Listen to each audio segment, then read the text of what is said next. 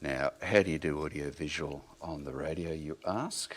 Well, we don't, but I'll explain that shortly. Before that, a little bit of legalese to take care of. Now, in these days of political correctness, it's pretty common in the broadcast industry, so here we go. It applies to the next piece, but also to the plays following. I don't really want to repeat myself, so listen very carefully. I shall say this only once. This is a work of fiction and is meant for entertainment only. The ideas and opinions in this broadcast do not necessarily reflect those of Avatar's radio staff or Portalarium. Okay, got that done. Now, as I say, an audio-visual piece. It is amazing. First time we've done this, so nothing can possibly go wrong. How we present it. Radio listeners, if you're listening to this on the radio, don't worry. The audio track carries the whole story. You will get it. There's nothing missing. But accompanying it are a series of extremely well done illustrations which amplify and enhance the story. Now, I have here under my finger the audio track. Ali has under her finger the video file, and we are both going to try and run them together. So if you're listening on the radio, you hear the audio. I would encourage anybody who's on the live stream, and by the way, you should be, that's twitch.tv/Elaine Dragonfire. You will be able to see the window of the live stream. Playing in that will be the audio and video file. Now, as much as we try, the techniques and the technical garbage of the internet, which I'm not going to go into, it's probably not possible to get it aligned perfectly. We will do our best. But if you're watching the video on the live stream and listening on the radio, it could be out of sync, and that annoys the hell out of me. So don't do it. If you are on the live stream, take the audio from the live stream as well. Make sure you're not listening to the radio output at that time. Ali's going to cut the radio output from the live stream, and she will be playing the file which contains the audio and the video. You get the lot. So listen from the live stream if you're on the live stream. Okay, anybody not understand that? Good, I don't see any hands up. All right, we are going in 3, 2, 1, go.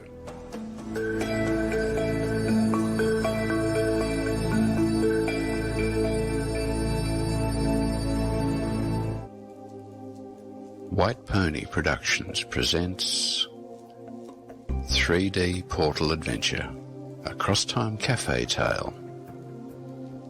Featuring Addie as Lady Beth, Shatul88 as Cat Dude, Makey Antia as Tiger T, Jay Harper as McClaw and Deckard, Trelana as Mooncat and Chryslin, with Asclepius as the narrator. Lady Beth and White Pony are the creations of Scudder, White Pony, Kidwell. All other characters come from their players at the Crosstime Cafe. http://whiteponyproductions.com. Produced and edited by Asclepius. Either within or without, it is hotly debated, the vast multitude of universes and existence possibilities, there is said to be a forest that exists in none of them, but it connects them all. At the back corner of this forest is a cafe where certain folk gather and socialise with no visible impact upon their life stories. Well, for the most part. This place is the Crosstime Cafe. Their reasons and causes for being there vary as greatly as their number, but for a few, it is a respite from duties elsewhere. But ultimately, duty calls, and those bound to it must answer. The first to answer this call is Lady Bethlyn, the White Guardian, formerly a unicorn princess of the Blue Mountain Blessing, now the proprietress of the cafe, along with her great-grandsire White Pony, a seemingly merry and mischievous old stallion, content to live a happy-go-lucky lifestyle, in contrast to her serious tone of life. Indeed, one would not immediately recognise them as being related, aside from their white fur. For starters, while he was completely equine in form, she was anthropomorphic, half human in fact, standing upright at 8 feet 6 inches. Her forelimbs were arms, ending in hands with 2 fingers and an opposing thumb. Further, her alicorn, the spiraled horn from which unicorns project their magic, was no more. Lady Beth had been the victim of a magical catastrophe that had left her in this half-human, half-equine shape. The accident had caused her alicorn to melt, burning a distinctive scar on her forehead, leaving her with a reminder of what she believed was her guilt in this accident. No less embarrassing, her equine mammary glands, once abdominal and fairly flat, had become human mammary glands, thoracic and anything but flat, causing her to gain unwanted attention, mostly from males. It did not take her long to become familiar with the phrase, "My eyes are up here if you want to keep on living." No longer able to project magic through her missing alicorn, she uses a pair of bracelets of a shiny silvery metal given to her by an archmage who taught her how to utilize magic in her humanoid form. Thus did she become a warrior mage, a protector, the White Guardian. It is that duty that now summons her. Away from her respite as cafe proprietress and back to her duties as a protector. In one of the basements of the cafe, Lady Beth stands before an archway, seemingly leading straight into a blank wall. She commences an arcane ritual, and a trans-dimensional portal begins to form within the archway. If she had hoped to do this unnoticed, her hopes were futile, for it wasn't long before she had a small audience watching her. Turning to her audience, she issued a caution. "You have no experience here. Now go. If you follow me, I cannot guarantee your safety."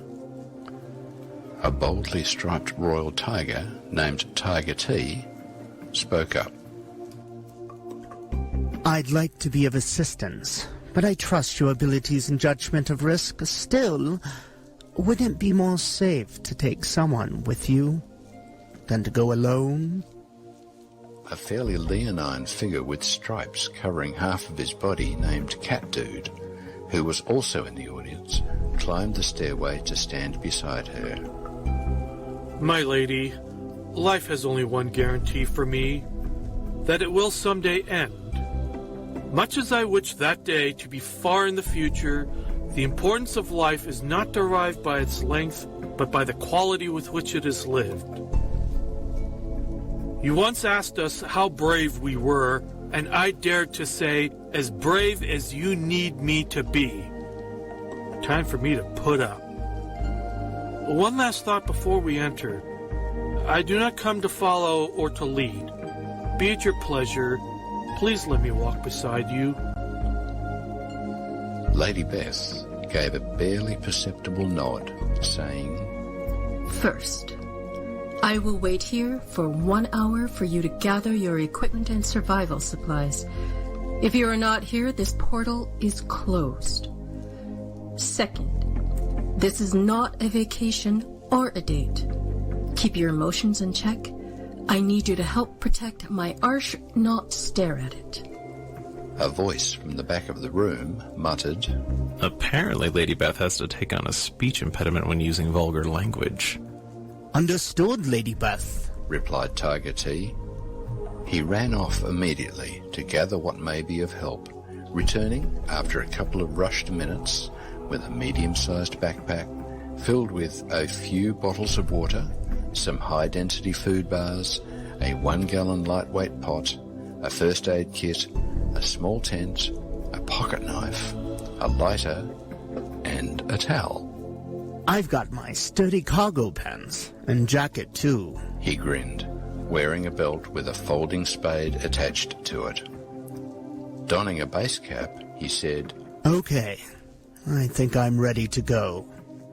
The cat dude busily donned his dragon scale vest into trousers, muttering, That brand never let me down. Excellent protection with minimal sacrifice of agility. then set about inventorying gear. M41 pulse rifle with grenade launcher, check. 600 rounds ammo, 30 grenades, check. Blastech DL44 pistol, check. While I do subscribe to hokey religions and use ancient weapons, a blaster at your side is still a good idea. 5 power packs, check. Lightsaber, check. I'm a green blade myself. Adamantium dagger, check. Forged by dwarves, enchanted by elves, always have a final backstop. Runestone collection, check. Foolish mages may mock at runestone magic until they run out of regents and spell components. Letterman multi-tool, check. Multi-adaptive breathing mask, check. Works underwater or in toxic gases. First aid kit, check. It is as much for you as for me. Relying on magical healing is problematic. I can receive healing magic from others. Sadly, in my own usage, I can only heal myself. 500 meter paracord, check. 30 days energy rations, check. 4 liters of water, check. A couple changes of underclothes and socks, check. Some lessons from mothers never do leave us. Towel, check. Never leave home without one. Strapping on his backpack, he met Lady Beth at the gate with 2 minutes to spare. I know, cutting it close. Always did give my teachers anxiety that way. My lady, about the last things you said, I understand this is serious, and I will conduct myself accordingly. I will keep my emotions in check as the Jedi have trained me to do, and I promise I will keep my eyes where you need them. Let us proceed. Cat Dude, offering a paw to Tiger T for a paw bump, said, Well, mein guten Herren, I guess it's pretty obvious who's the camper and who's the soldier in this motley crew of ours. Tiger T, accepting the paw bump, replied, I'll let you know I can wield a pretty mean folding spade, mister. Cat Dude nodded. Glad to hear it. Hopefully we won't have to put it to use. That brings back some memories of OTC. Sergeant M ends a class session with, What is the spirit of the bayonet? Class responds with, Kill, kill, kill! And then I pipe up with, What is the spirit of the E-tool? Kill, maim, mutilate! Class bursts out laughing. Sergeant M is not amused, orders, Class dismissed, with a get the hell out of here tone to his voice. As we walk back to the barracks, Cadet Oki, big smile on his face, says, Sometimes you have one seriously demented imagination. I responded by reminding him of All Quiet on the Western Front and the use of spades and e-tools there. He nods and says, I'm right. Over back to our journey. On a lighter note, it seems our group stands at 3. A lion, a tiger, and mare. Oh my. Lady Beth casts a scornful look at the pair and says, Seriously? All right. T, you're in charge of setting up base camp and food prep. CD's in charge of security. This should provide us with the best arrangement of our resources. And gentlemen, if either of you become ill or injured, tell me immediately. As long as you keep me alive, I'm the best first aid kit you'll ever need. But I'll warn you, I have a terrible bedside manner. Cat Dude earnestly replied, My lady, when I am thusly geared and attired, rest assured, I am serious. Unless that was a commentary on my punnery. I'm pretty certain your bedside manner can't be any worse than that Andorian nurse on Sigma Lyra D. I mean, when does a shrapnel wound to the shoulder require... never mind. By your command, I assume camp security and rear guard on the road. And my lady, I apologize if an earlier remark I made sounded like I was making light of coming events. He ponders. CD. Haven't been called that since... Tiger T grinned and said, I agree. Hope we don't need this spade. You'll have to excuse us, Beth, but I guess puns are one thing you'll have to bear when we travel together. I'll try to keep it down. Camp and food, check. It is better to stay in good health anyway, but I'm glad we have you around if that option isn't available. But now I'd say, let's not waste any more precious time.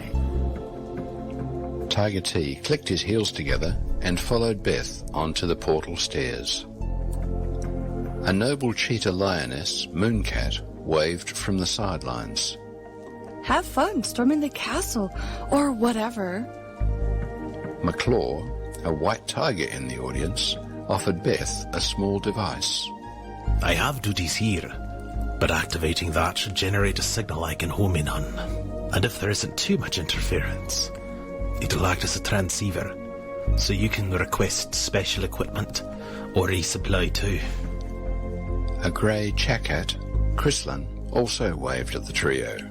As much as I'd like to join in, I can't, for various reasons. Have fun storming the castle. Just as they were about to enter, Lady Beth turned to the pair and spoke. There is one more thing I should forewarn you about. Unless we are in any danger, I prefer to sleep in the nude. This armor is very uncomfortable. But if this makes either of you uncomfortable, then I will continue to wear my armor for sleep. Tiger T blushed deeply and muttered, We're all adults here, so I guess we can ignore this. No need for you to be uncomfortable, right, CD? Cat Dude responded, Dragon Scale is not comfortable to sleep in either. So, however you sleep is how you sleep. My armor is also coming off at night. But if it's all the same to you, I'm keeping my shorts on while I sleep. I know, a silly human modesty some said I should have discarded, but having so much of my humanity stolen... Also, I have been told I snore like a chainsaw, so I won't be offended if either of you don earplugs. Although if we're sleeping on the ground instead of a bed, it won't be an issue. The snoring only occurs on a bed, if I end up on my back. Maybe that's why most complaints occur when I snooze on a chaise lounge or an easy chair. A note from your humble narrator. Dragon Scale is not to be confused with the controversial failure called Dragon Skin. While superficially similar in appearance, Dragon Scale was created 3 centuries later when the necessary nanotech needed to make it work came about. No problem here, CD. Said Tiger T. I'm sure I have a pair of earplugs somewhere in my pants pocket. As a half-cat, you can always say you're just purring. I, too, usually go with shorts for sleep. The Cat Dude thanked his friends for the well wishes and then climbed the stairwell to stand at Beth's side. Well, my lady, it truly seems to be just the 3 of us. Let's go forth. Tiger T also gave his thanks and joined the pair at the gate. Before stepping through the gateway, Lady Beth gave one last caution. I hope neither of you are afraid of heights. Where we're going, one wrong step and you're bye-bye. Note from your narrator, yes, the word nither is a word. It's a Scottish dialectal variant of the word neither. Not to worry, my lady. I do not fear heights that will kill me. It's the heights that will merely injure me that annoy me because if it happens, it's time wasted healing the injuries. Said Cat Dude. Hey, Tig, is it wrong of me to be amused that Lady Beth is worried about a pair of felines having height anxiety? It is a valid concern, I guess. said Tiger Tea. I do not fear heights. I just have a healthy respect for them. I think of that as a good thing, as it keeps me alert in situations where they matter. Although, my hope is that we won't need to climb any vertical mountainsides, even if I do have inbuilt spikes to help keep my grip.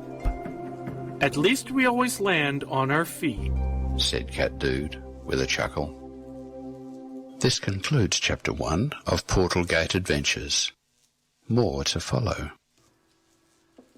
Not bad at all. That was a brilliant story, I thought, and some exquisitely done illustrations. Now, if anybody missed that, this is being recorded and will be rebroadcast on Avatars Radio on the weekend, 10 a.m. Saturday and 2 p.m. Sunday, for your enjoyment.